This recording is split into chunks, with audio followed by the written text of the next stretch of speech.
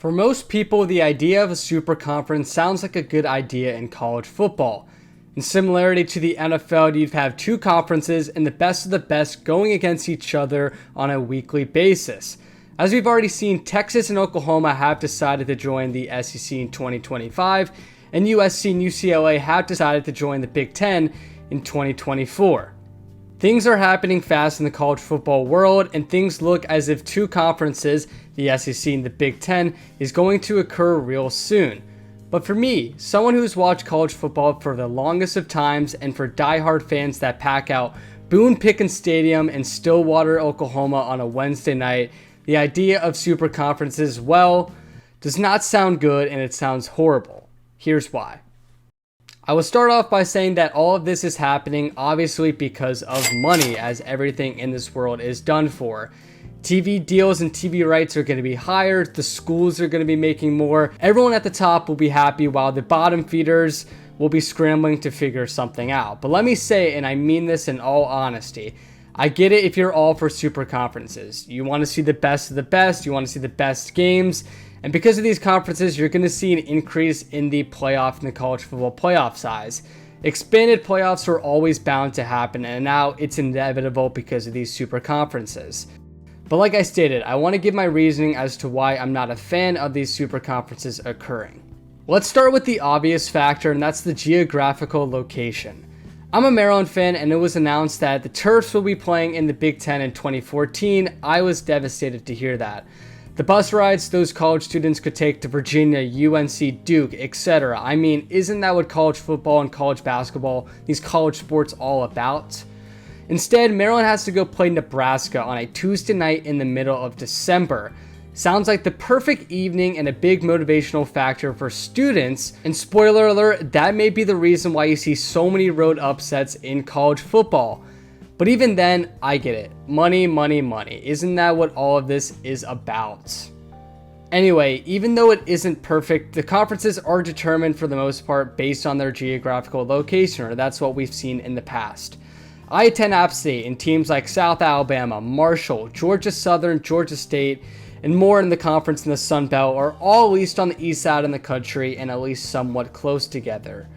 Could it be better? Of course. Geographical location isn't the sole reason these conferences are set up the way they are, but it does obviously play a big factor. But why the f*** is UCLA playing Rutgers in the same conference? I would love to see a scenario where Rutgers plays UCLA one week and then has to travel back to California to play UCLA the next week. That would be hilarious, except if you're Rutgers.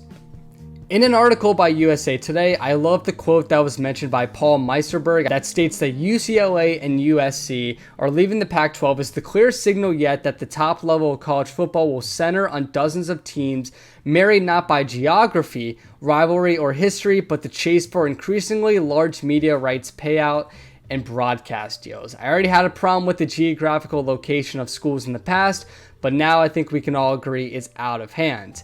But I will end every reason with why it's happening, and it was just stated in that quote, and that is money. The second reason why I'm not a fan of these super conferences happening is the demolition of the conferences I grew up and everyone grew up loving to watch. Yes, I might be in the minority saying this, but I love the Big 12. I love the Pac-12, and I love the ACC, and I've always loved it, and so many other college football fans I can bet will agree with that. They aren't as good as the other ones, primarily like we're talking about with the SEC in the Big Ten, but who doesn't love watching the Pac-12 on the Pac-12 network every Saturday night? The no defense Big 12 that we'd always make fun of? Give it all to me. It's stupid that I love these conferences, but that's why I think college football does it best. Not everyone's end goal is a national championship, or even, like in NFL, everyone's end goal is the Super Bowl, but in college football, it's a little different. Group of 5 teams and even Power 5 teams in those Pac-12, Big 12, ACC schools, that a conference championship and a bowl win is a good year, and you don't have to win the national championship. But as it seems now, the only thing that matters is the college football playoff, which, well, is still going to go to Alabama, Ohio State, Georgia, those S-tier college football teams where you throw the 2019 LSU into the mix occasionally.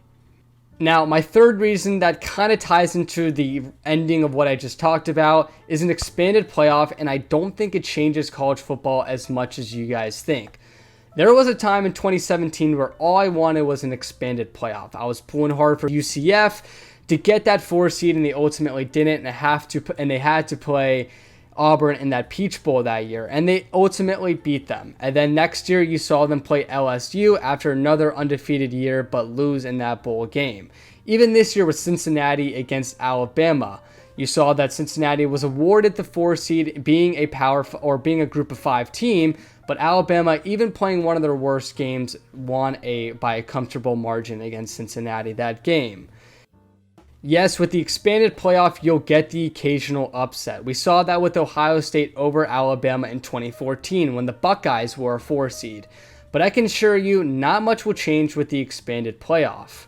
Bowl games will decrease, and I know people say they do not care about the Belk Bowl in Charlotte, but for Power 5 teams like App State, and can I get a roll in ears, go Appalachian State, it does matter. It matters for those players, the university, and those fans. Bowl games do matter, and even though the schools at the top of the top do not care, those schools at the bottom really do. Expanded playoffs, the conferences we loved watching grow up dead, geographic location, all thrown out the window with these super conferences. Yes, you'll get better games, but the rich tradition we grew up falling in love with is thrown out the window, and I guarantee you, in 10 years' time, people are going to say, I wish college football was the way it used to be. I'm speeding up the time and telling you right now, I'm hoping you all agree, and super conferences should not happen in college football. For the people that don't really care about college football, they're like, oh, let's just recreate it like the NFL and have the 2 conferences because the NFL is king. But I don't know. And I think a lot of people that don't know college football, like me, I don't know who belongs to what.